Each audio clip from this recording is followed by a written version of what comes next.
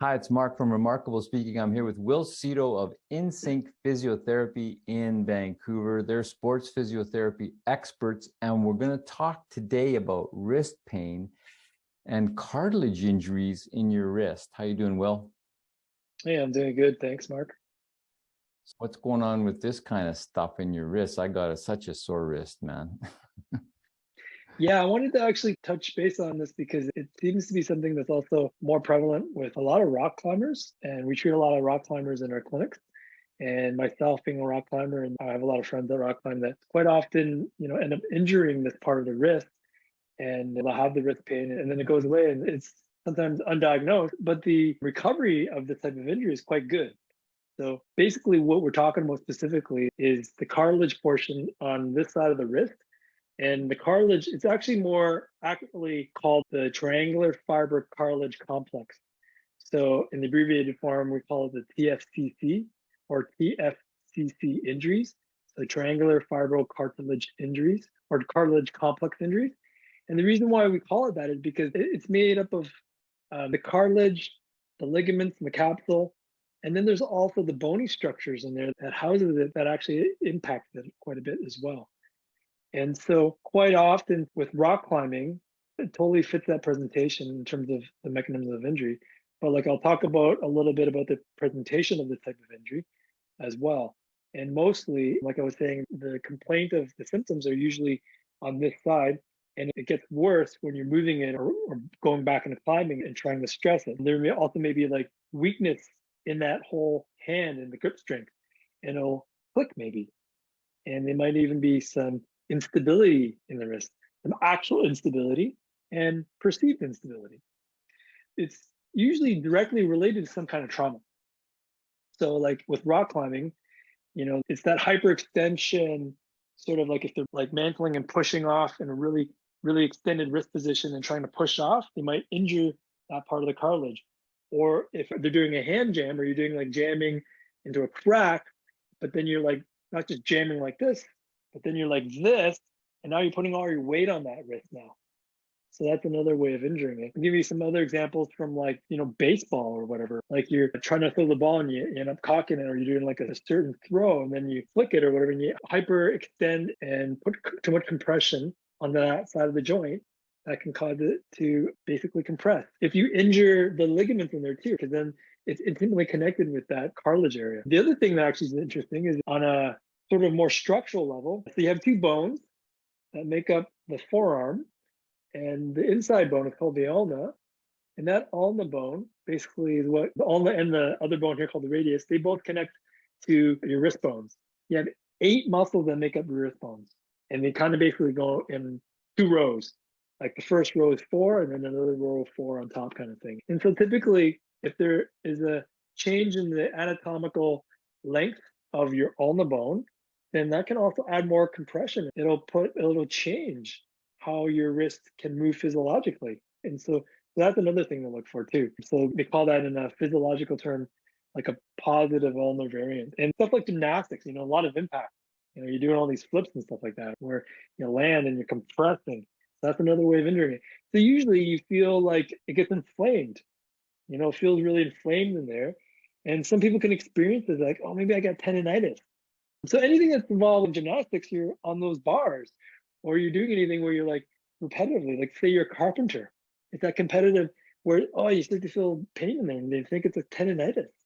And you could often misdiagnose it as just a wrist overuse or a wrist like a ligament sprain. But, it's usually a little bit more involved.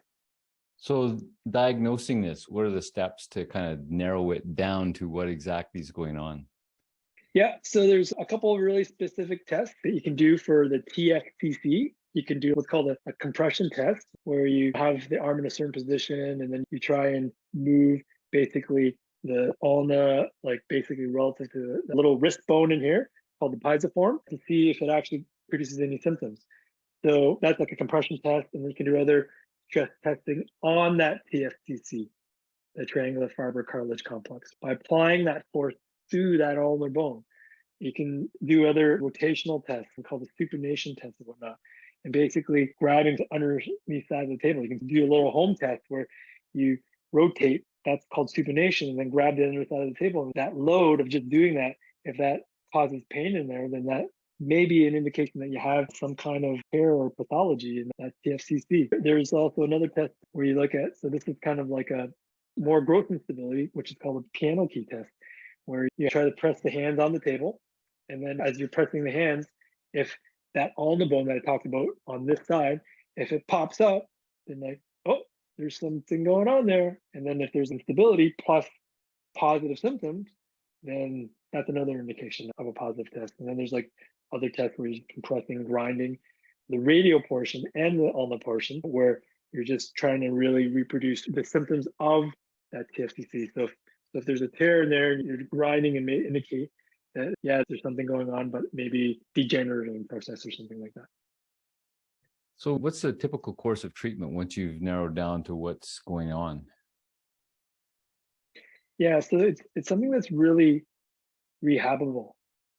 So it's really good with rehabilitation. Prognosis is usually really good, especially with minor ones. We've seen some success with definitely more mild ones. And then where, you get into some more of the extreme ones where people can't even it's really swollen, an acute injury, and it's looking, probability of it being really high that it's TFCC injury. Then as we get the swelling down, then, on some of these more rare cases, or I guess on the lower percentages where it's more serious, then maybe getting a medical intervention where surgery may be an option to repair it, to debride it, or to do something if it's like a physiological thing and doing something with the bone. It is a very good success in terms of the actual surgical procedure as well. The rehab is also very, very successful. It is a bit lengthy when you're looking at conservative treatment because of it being a cartilage tear and the fact that you're using your hands all the time, and also the nature of the injury, and especially if it's something that's causing a lot of swelling in there. Because usually if there's swelling, and especially if there's any kind of bruising and bleeding from the trauma, then it usually indicates that there's a little bit more soft tissue injury involved. So really, let me just sum up. Basically, number one, you really want to look at being able to immobilize it for the first week if it's any kind of injury that has swelling and is more than just mild, because you need to really give it a chance to heal and let swelling settle down. Getting a brace for it would be really helpful to not use it, because you really want to just let that settle right down. That's super important. So no using it, no playing sports with it. And once it settles down for maybe even 2 weeks or 3 weeks, then you can start to do a functional splint where you're now able to do some stuff. And then maybe at this point, you start to actually work on the range, start to work on the strength. If it's more mild, then you might not even need a splint or a brace at all from the get-go. We want to address the mobility right away. We want to address the strength issue right away. We do a lot of things to activate the core of the wrist. Just like in the neck and your lower back, you have core stability muscles of your wrist. So you want to work on these muscles that help rotate your arm and stabilize the wrist. Now, here's another really interesting thing that a lot of people don't really realize.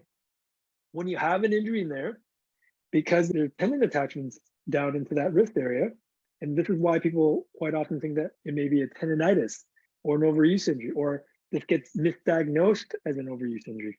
Because what happens is that we get really tight too.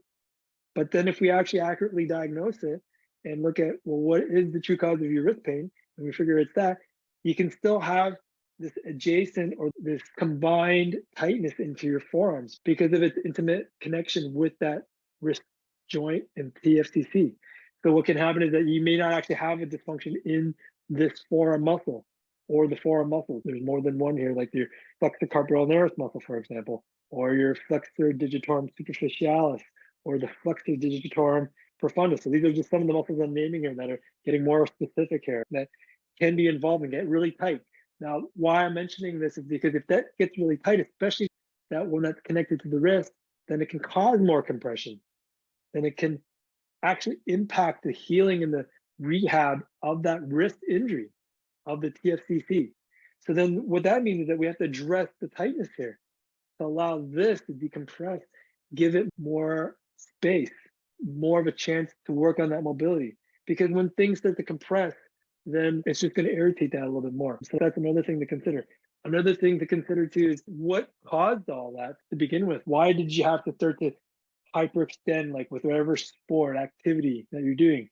If you're a carpenter, are you getting issues in your neck and shoulder that is causing you to really getting to this hyper ulnar deviation in the motion, right? That then you can't bring your shoulder right up because maybe an existing shoulder issue that was never really addressed by yourself or by even acknowledging that there's something there going on, maybe. So those kind of things to really take into consideration.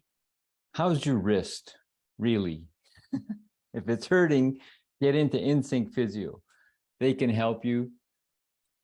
You can reach them at their website, insyncphysio.com. They have 2 offices to serve you, one in Vancouver, one in North Burnaby. You can call them. The Cambie office is at 604-566-9716 to book, or in North Burnaby, 604-298-4878. Get expert help for your wrist pain. It can heal, so get in there and get some help. Thanks, Wil. You bet, Mark. Thank you.